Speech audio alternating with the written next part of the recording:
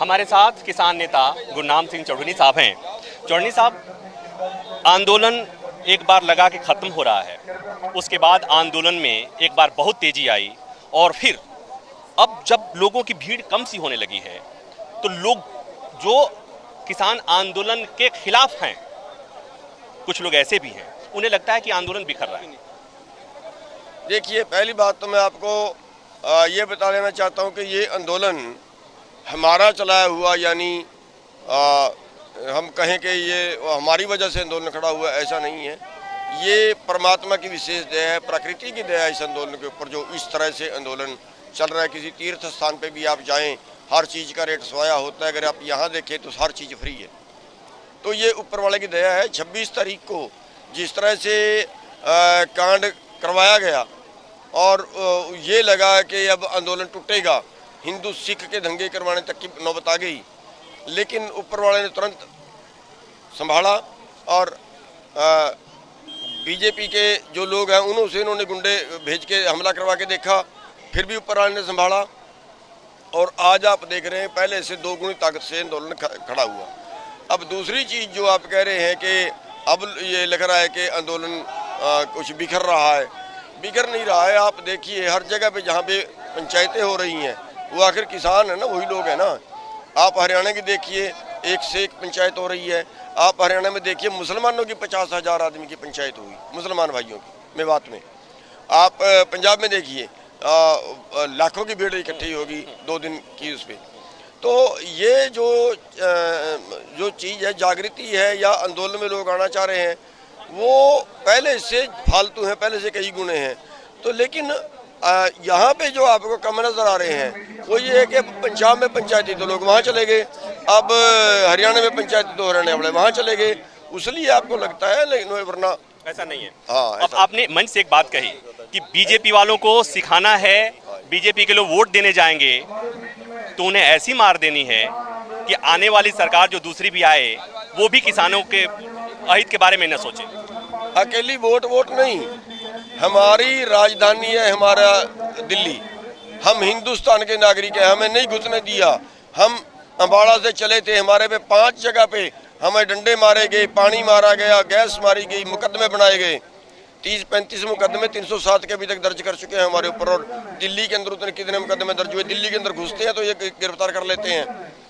भाई जब ये हमारे गाँव में जाएंगे, अरे गाँव तो हमारे हैं, फिर हम वो सारी रड़क निकाल लेंगे इनसे। किस तरह? जैसे खट्टर से निकाली थी, खट्टर आया था ना रैली करने, किसान पंचायत नाम रखा, इन्होंने फैसला किया कि इस आंदोलन को दबाने के लिए हम 700 किसान पंचायत करेंगे।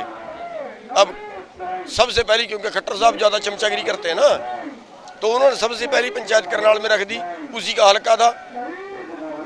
हमने कहा मत रख, उसी का जिला था वो, लेकिन नहीं माना, करा जी करूँगा। हमने कहा आजा मैदान में, और जब वो हेलीकॉप्टर नीचे उतरने लगा ना, हम सारे घुस गए, हमारे लोग नीचे, यहीं मरेंगे, उड़ा के ऊपर ले गया और जाते ही ऐलान कर दिया कि अब नहीं पंचायत करेंगे। तो आने वाले समय में जब इलेक्शन, जो भी इलेक्शन होंगे, ऐसे भी बुरी करेंगे इनके साथ, इनको कहीं नहीं घुसने देंगे, हम इनको कहीं नहीं घुसने देंगे। हमारे दोषी पुलिस नहीं है, हमारे दोषी अधिकारी नहीं है, हमारे दोषी नेता हैं। ये नेता है जो हमारी पॉलिसी बनाते हैं, हमारे से वोट लेते हैं, हमारे ऊपर राज करते हैं, हमें बेचते हैं, हमारे देश को बेच रहे हैं ये लोग। तो इससे तो आंदोलन का एक हिंसक स्वरूप नजर आता है।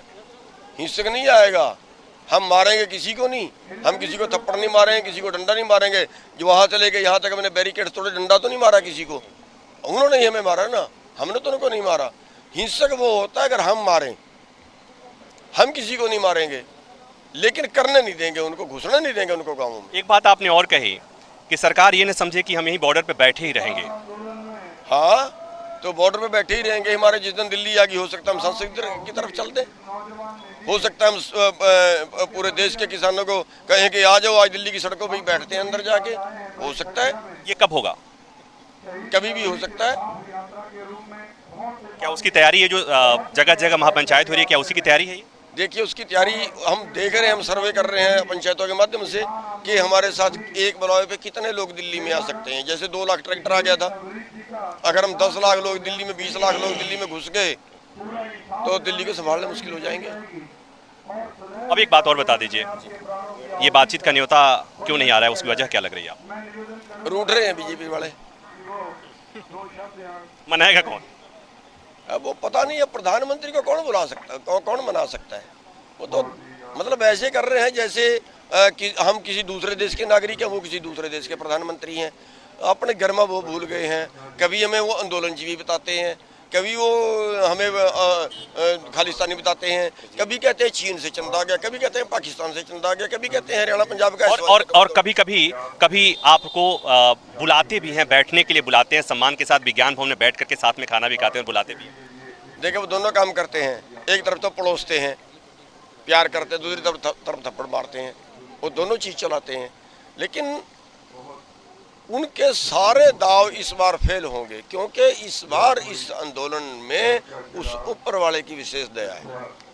कुछ क्या उम्मीद क्या है, क्या होगा, क्या होने वाला है, क्या देख पा रहे हैं आप? देखिए उम्मीद में तो जग जीवित है। क्या होगा, हम तो इस उम्मीद में बैठेंगे सब कुछ लेके ही जाएंगे, और वरना टाइम कितना ही भी लगे।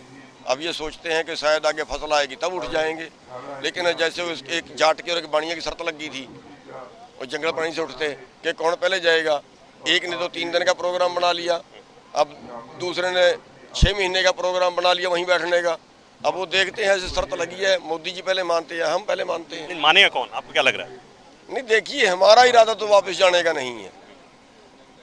हम तो सारी उम्र भी लगा सकते हैं यहाँ पे, हमारा तो इरादा वापस जाने का नहीं है। अब तब तक भी बैठ सकते हैं जब तक सरकार रहेगी बीजेपी की, इसकी अगली आगे कर देगी।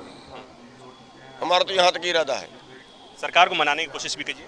मनाएगा, उनके पैर पकड़े। अब बताओ कैसे मनाए? उनको वोट दे दी, उनको बना दिया, उनको गद्दी पे बिठा दिया। अब वो इतना एहसान मानने तो गए, किसानों की वोट तो ली ना उन्होंने, और झूठ बोल के ली। एक तो 15 लाख के नाम पे ली, स्वामीनाथन रिपोर्ट के नाम पे ली, कर्जा माफी के नाम पे ली।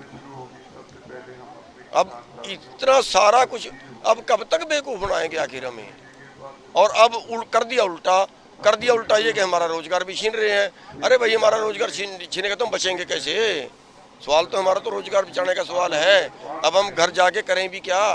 हमारा रोजगार छीन गया तो जिंदगी कैसे रहेंगे? हमारे सामने तो समस्या है। तो शर्त लगी है, देखेंगे जीतता कौन है, किसान या सरकार। कैमरामैन उमेश के साथ प्रभाकर मिश्रा, न्यूज़ 24, गाजीपुर बॉर्डर। नमस्कार, मैं हूं मानक गुप्ता। अगर आपको हमारा ये वीडियो पसंद आया हो तो इसे लाइक और शेयर जरूर करें, और हाँ, हमें सब्सक्राइब और फॉलो करना ना भूलें, ताकि आप देश और दुनिया की कोई खबर मिस ना करें। तो जुड़े रहिए हमारे साथ और देखते रहिए न्यूज़ 24।